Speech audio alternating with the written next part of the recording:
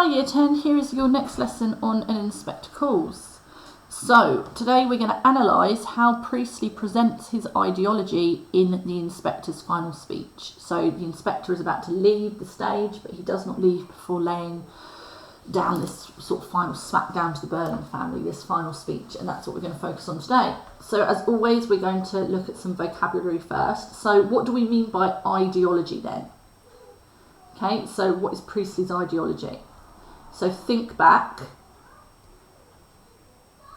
to when we looked at the Romantic poets, we looked at William Blake earlier on in the year, we looked at ideology. So an ideology is a person's set of beliefs, okay? It's their belief system. So think about what is Priestley's ideology then? What does Priestley believe in? What are his beliefs and his intentions in writing this play? So our new word then is anguish. Now, anguish means severe mental or physical pain or suffering. So it could just be emotional, mental suffering, or it could be physical suffering. So how do we know Sheila feels anguish when she finds out what she did to Eva Smith? So you can pause the video and answer those two questions quickly. So what's Priestley's ideology then? Well, we know that Priestley supported socialism. We know that he was very against capitalism because he believed that it created a huge divide between the social classes. He was completely against the class system. He believed that it was the responsibility of the rich, of the wealthy, people like Mr. Burling and Gerald. It was their responsibility to take care of their workers, to help the poor. If you were privileged, then you should use that privilege for good. We know that Priestley was a supporter of women's rights. And we know that he wrote the play to remind people that you didn't want society to go back to how it was before World War I. You know, they needed to use the two world wars to change society for the better. We also know that he was a supporter of the Labour Party, who had just got into power when the play was first performed. And we know that he wanted sort of socialist principles such as a welfare state, free healthcare, free education for all. So these are some of the things that Priestley believed in. So how do we know Sheila feels anguish then? Well, Sheila firstly bursts into tears the minute she sees Eva Smith's photograph and runs out the room. We know that she is incredibly sorry. We know that she repents for what she's done. And we know that she vows and promises to never do anything like that again to anybody. We also know that she urges her family to cooperate with the police inspector, with Inspector Gould, and she is trying to make them see the error of their ways as well. So Sheila was very much that changed woman, because remember, Sheila is our model for our own personal change as the audience. We need to be like Sheila and we need to change as well. So we're only going to look at a little bit of the play today. We're going to look at the inspector's final speech. So Eric has just found out, where we stopped last week, that Mrs. Burling saw Eva 2 weeks ago and refused to help her, and he basically accuses her of killing not only Eva but killing her own grandchild, his unborn child as well. He gets to the point where he's almost threatening her, and the inspector takes charge of the situation, sort of shouts stop. Okay, so we're going to go from here. They're suddenly quiet, staring at him. Be quiet for a moment and listen to me. I don't need to know any more. Neither do you. This girl killed herself and died a horrible death. But each of you helped to kill her. So it's this idea, you know, they are all responsible according to the inspector. Remember that. Never forget it. So he wants them to never forget it because he wants them to change.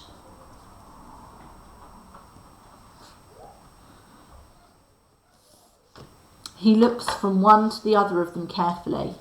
But then I don't think you ever will. Remember what you did, Mrs. Burling. You turned her away when she most needed help. You refused her even the pitiable little bit of organised charity you had in your power to grant her. Remember what you did. And Eric says unhappily, my God, I'm not likely to forget. he says, just used her for the end of a stupid drunken evening, as if she was an animal, a thing, not a person. So this is really important because there's some symbolism here. Now remember, Eva Smith doesn't just represent herself. Eva Smith represents the whole of the working classes. So this is symbolism for the way the rich view the poor. You know, they are just seen as animals. It doesn't matter how you treat them. He looks at Sheila, and Sheila says bitterly, I know, I had her turned out of her job. I started it. So again, more evidence of Sheila accepting responsibility. And it's interesting that it's Sheila and Eric are the only two characters here that are responding to the inspector, because they're the only two characters that repent for what they've done. The inspector says, you helped, but you didn't start it. Now this is interesting, rather savagely to Berling, because the inspector keeps his cool most of the time. You started it. She wanted 25 shillings a week instead of 22 and sixpence. You made her pay a heavy price for that. And now she'll make you pay a heavier price still. So Mr. Berling is the one that starts it.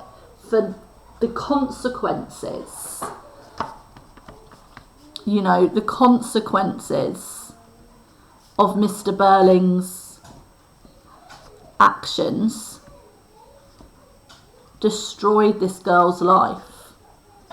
Now, yes, if Sheila, Mrs. Berling, Gerald, Eric, etc. hadn't got involved in her life, maybe she could have turned it back around. But Mr. Berling had the power to just grant her a tiny little bit more money. Would have made a minuscule difference to his profits. But as a capitalist, he wouldn't dare think of affecting his own profits. But she'll make you pay a heavier price still. So there will be consequences, there will be punishment for Mr. Berling's actions. Now Berling says unhappily, look, Inspector, I'd give thousands. Yes, thousands. And he says, you're offering money at the wrong time, Mr. Berling. So why would Mr. Berling now give money? He will only give money now because he wants to avoid a scandal, because there's something in it for him. He'd give thousands to brush all of this under the carpet and be able to pretend that it never happened. He's not going to suddenly give everyone in his factory a pay rise because he hasn't learned his lesson. So the inspector makes a move as if concluding the session, possibly shutting up a notebook, etc. And then he surveys them sardonically. No, I don't think any of you will forget, nor that young man Croft, though he at least had some affection for her and made her happy for a time. So that's interesting. So it's almost like the inspector blames Gerald the least. But then you guys know my views on that. Well, Eva Smith's gone. You can't do her any more harm. And you can't do her any good now either. You can't even say, I'm sorry, Eva Smith. And now Sheila is crying. That's the worst of it. So Sheila, you know, wants to make amends. But she doesn't feel she can because Eva's dead now. So this is the inspector's final speech, okay? This is what I want you to write about today. But just remember this.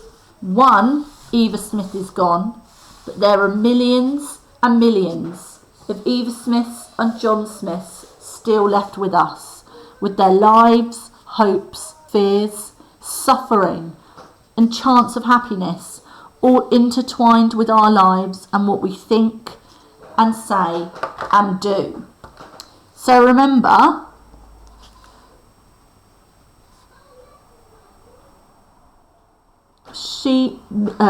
Eva Smith represents all lower classes. So yes, Eva Smith may be gone, but there are millions and millions of men and women like her in her position. And you can help them. In her memory, help these people. Because what we have there, their lives, hopes, fears, suffering, chance of happiness, are intertwined with our lives and what we think and say and do. He's saying, if you are rich, you have a responsibility to support the poor. Think about the impact this family could have had on the life of Eva Smith had they chosen kindness. If you're in a position of power and status, you have so much power over the lives of ordinary people. Their happiness, their hopes, their dreams, the potential to cause them suffering. So if you have that power, why not use that power for good? Why use that power to destroy lives when you could build people's lives up? That's the power that people like the Burling family have. And what J.B. Priestley is trying to do here through this speech is show the audience, who remember are supposed to be converted to socialist ideology themselves, go out into the world and if you can, make someone's life better. Do good. Don't give them all your money like Robin Hood necessarily, but pay your workers a fair wage. Be kind. Don't look down your nose at them if you're someone like Mrs. Burling. If you're someone like Eric, don't just pick these women up and use them and then drop them or impregnate them. You know, if you're Sheila, actually be kind and polite to the shop assistants. Speak to them like they're worth something. You know, it's changing your behaviour as much as it is giving physical money. And that's what Priestley is saying here. We don't live alone. We are members of one body. We are responsible for one another. So again, we've got this socialist ideology.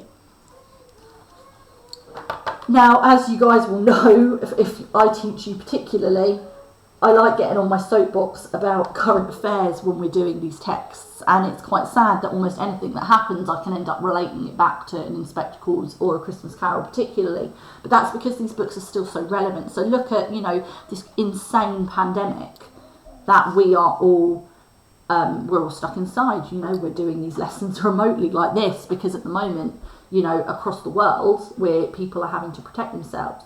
You look at some of the things governments are having to do. You know, this idea that people are still sitting at home getting paid even if they're not working, this huge amount of money that our government have borrowed to ensure that businesses don't go bankrupt and that trying to save people's jobs. These are socialist principles.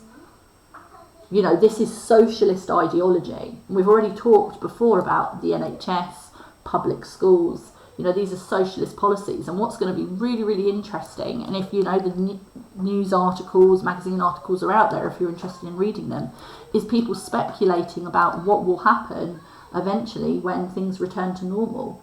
Will we return to normal? What's going to happen to the economy? What's going to happen to people's jobs? What's going to happen to businesses?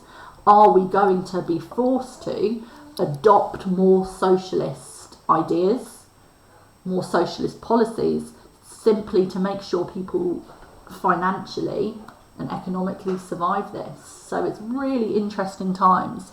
You know, this everyone standing outside their front door every day at 8 o'clock and clapping the NHS, you know, as you would have seen in the news if you're not doing it yourself. This idea, we're all members of one body. You know, at the end of the day, it doesn't matter if you're rich or poor, where you live in the world, everyone is affected by this. We're all human beings. You know, so many world leaders in most of the main countries apart from America, I believe, I was reading this morning, have all met up to basically pledge that they're going to share. It's totally unprecedented. They're going to share all of their research, all of their testing about a vaccine for the coronavirus. They're going to share everything amongst themselves, and if one country comes up with a vaccine first, that's going to be collectively shared. Now that is a massive, massive deal. This cross-country cooperation for the good of global humanity. So it's a really interesting times that we live in when you start thinking about socialist principles and socialist ideology. This idea of everyone is a human being and everyone deserves to be safe, everyone deserves to be healthy, everyone deserves to have enough money to put food on their table, to feed their children. You know, these are the sorts of principles that J.B. Priestley believed in. And we can see we are all members of one body, we're responsible for one another. Those are those sorts of socialist principles. Sorry, thought you'd escape me getting on my soapbox about things when I'm not in the classroom, but clearly I can do it on video as well. Anyway, moving on. And I tell you that the time will soon come when, if men will not learn that lesson, then they will be taught it in fire and blood and anguish. Good night. Now, this is really important, because what Priestley is saying there is if, and remember this is set in 1912, if people will not learn these lessons, you will be taught it in fire and blood and anguish, i.e. you will be punished. Now, there's several ways to read this idea of fire and blood and anguish. Obviously, we think fire, we think anguish, suffering, we think hell. And, you know, Priestley did hold Christian beliefs. But he could also be referring to World War I and World War II. So imagine for a minute you're an audience member sitting in 1946 in the theatre, and you have lived through World War II. Maybe you lost a father or a grandfather or even a husband in World War I, and you're sitting there and saying and hearing the wars were divine punishment for mankind's selfishness and avarice and this unfeeling capitalist ideology that we all live by. The idea that the war was somehow a punishment for that would have sent a very, very powerful message as well. So, you know, Priestley is wanting to really emotionally affect his audience.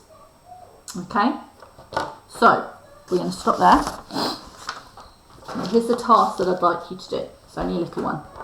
So I'd like you to pick one quotation. If you want to do more, that's completely up to you. But I'd like you to pick at least one quotation from the inspector's final speech that we've just annotated. And I would like you to write me a mini PE paragraph analysing how that quotation presents Priestley's ideology. So how does it present his socialist beliefs, his purpose for writing the play? Now, remember, you don't need to be daily sending me this work, although obviously if you want to, you can.